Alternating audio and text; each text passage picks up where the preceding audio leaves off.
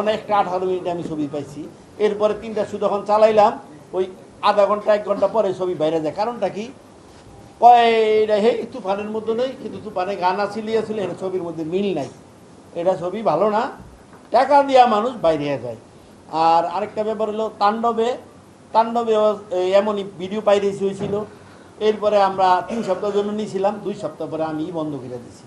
তো এই সিনেমা আমি আজকে বলে আসছি যে মাস শেষ, আজকের থেকে বন্ধ। আর দর্শক নাই, খামাখা আমি আবার 1 তারিখ গেলে আবার কাস্টমসের একটা ব্যাপার তো থাকে। এখানে নতুন নতুন লোক প্রডিউসার হিসাবে আসে, বুঝছেন, এক একজন মহিলা, কেউর সাথে কেউর মিল নাই, বুঝছেন।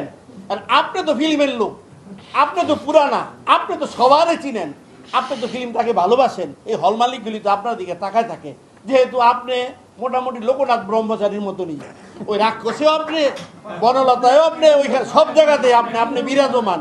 হ্যাঁ, তাণ্ডব কন, তুফান কন, বরবাদ কন। এখন ভাই, সব ছবিতে তো আর ব্যবসা হয় না।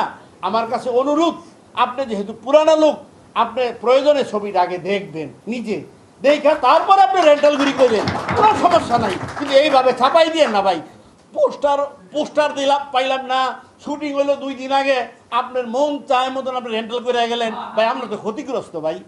জানেন, আপনারা সবাই ভালোবাসে, হয়তো এই জন্য আপনার সামনাসামনি বলে নাই, তাহলে আমার কাছে অন্তত কমপক্ষে 30টা হল মালিক ফোন দিছে, সবার মানে টার্গেট আপনি। প্রডিউসাররা কি জানে যে কোন হলে রেন্টাল কত? সব এগুলো আপনি লেখা দেন, আপনি নিজে ভালো মানুষ সাজার জন্য, পরে ওরা বলে যে আমারে বলে দিচ্ছে, এটা সবাই এটা বলে।